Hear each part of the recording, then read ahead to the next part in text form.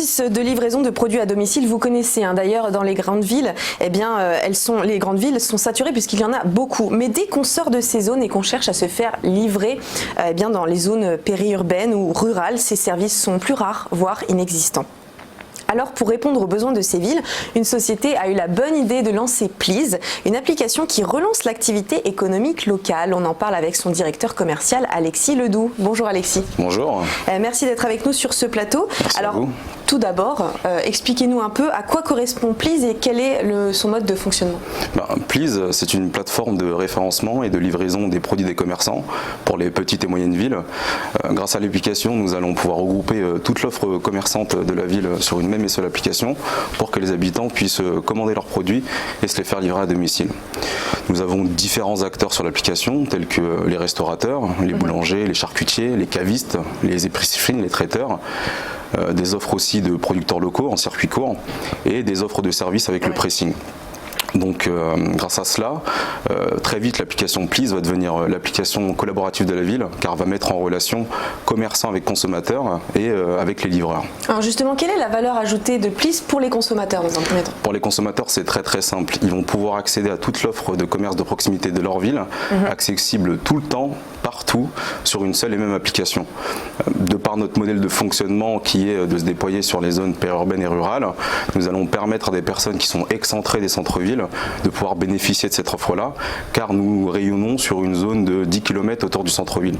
Je pense aussi aux personnes fragilisées à mobilité réduite, qui ont des difficultés de se déplacer, qui vont pouvoir passer par l'application pour pouvoir commander ces produits. Alors, et on le voit sur le site, il suffit tout simplement de rentrer la ville et on a tous les commerces pour la livraison. C'est très simple, en tout cas d'utilisation. Alors, Please, ce n'est pas que une utilisation de livraison à domicile, puisqu'en plus de ça, vous donnez l'opportunité aux gens de devenir finalement de véritables chefs d'entreprise en développant Please dans leur propre ville. C'est ce qu'on appelle les city managers. Voilà, donc concrètement, qu'est-ce qu'ils font sur le terrain, ces gens-là? Alors, c'est vrai qu'on a un modèle de déploiement qui est très innovant, car pour se déployer sur nos villes, en fait, nous nous greffons à des entrepreneurs locaux qui vont se franchiser, devenir city managers, car nous nous inspirons de la franchise afin de nous déployer sur ces villes-là. Donc, ce sont des personnes qui vont bénéficier d'un accompagnement et de tous nos outils pour mettre en place un service de livraison. Donc, nous allons leur mettre à disposition l'application pour les clients ainsi que le site web, une application professionnelle pour les commerçants et pour les livreurs, les éléments marketing pour faire de l'acquisition client. Donc, ces city managers vont pouvoir se focaliser sur le business terrain en démarchant leurs commerçants pour du coup créer une offre e-commerce.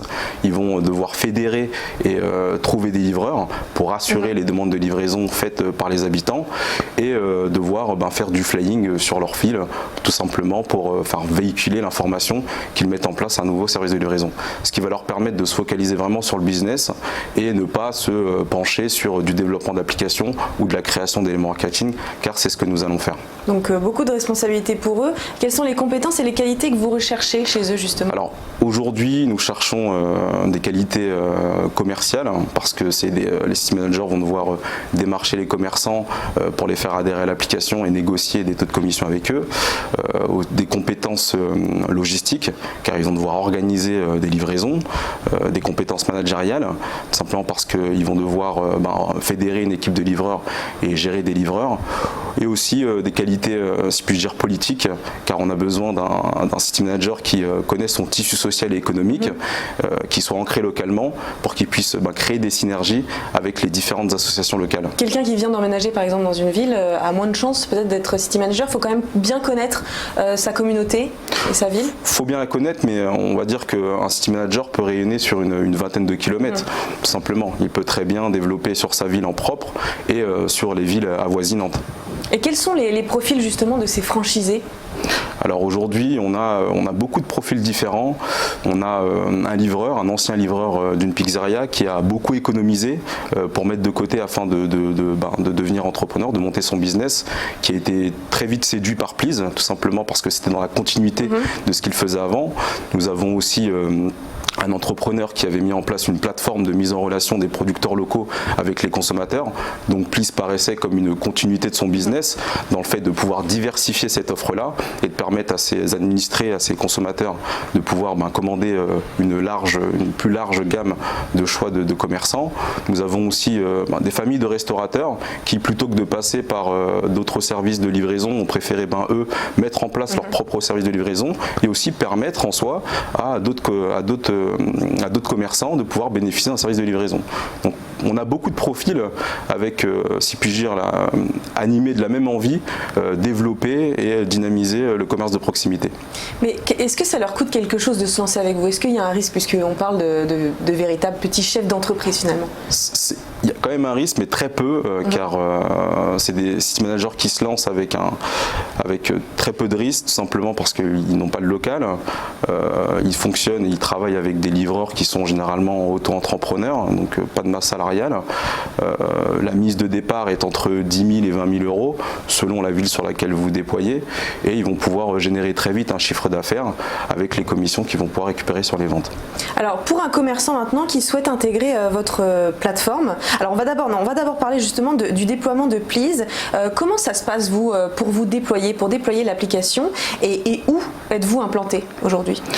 Aujourd'hui nous sommes implantés sur 14 villes, en fait on va appeler 14 hypercentres, car on se greffe à un hypercentre et après on agrandit cette zone chalandise sur un rayon de 10 km.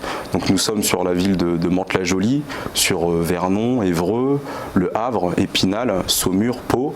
Dans peu de temps nous ouvrons à La Réunion, sur l'île de La Réunion, donc très grosse réussite pour nous.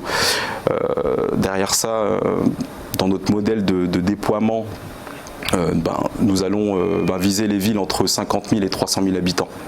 D'accord. Et alors, du coup, pour en revenir à ma question précédente, pour un commerçant qui souhaite intégrer votre plateforme, quels sont les bénéfices qu'ils ont, en plus évidemment d'une meilleure visibilité sur le digital? C'est vrai que nous allons apporter 3 choses à ces commerçants-là. Un canal de vente supplémentaire par le biais de la livraison de leurs produits à domicile, une plateforme e-commerce parce qu'ils vont être référencés sur une application et sur un site internet, donc ça va être leur vitrine digitale, et aussi plus de clients parce que derrière nous allons faire le marketing nécessaire pour faire en sorte de véhiculer l'information et que les consommateurs puissent avoir accès facilement à l'offre commerçante de la ville. Et derrière ça aussi un chiffre d'affaires additionnel, car ils vont pouvoir générer plus de ventes.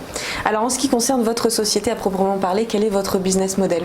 Alors notre business model il est très très simple, tout simplement parce qu'il y a un véritable alignement des intérêts, car le city manager va prendre des commissions sur les ventes des commerçants qui sont réalisées sur l'application.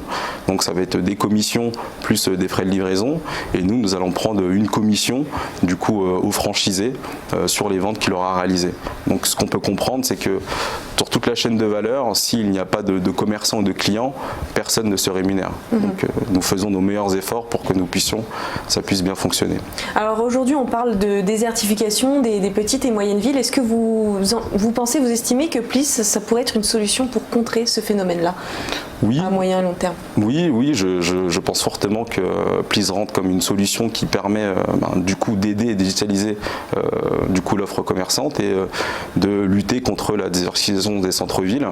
Mais il y a plusieurs acteurs qui doivent rentrer en compte aussi pour aider à cette désertification.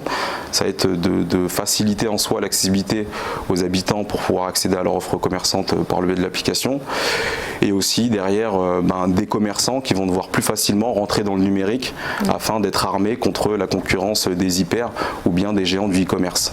Parce que le digital, c'est quand même, on peut dire, l'avenir dans ce domaine-là. C'est l'avenir et c'est maintenant. Donc c'est maintenant qu'il faut savoir rentrer dans le digital pour derrière être dans les nouveaux modes de consommation. Et vous, en tant que directeur commercial, est-ce que vous jetez un œil à tous ces franchisés, ces city managers dans chaque ville?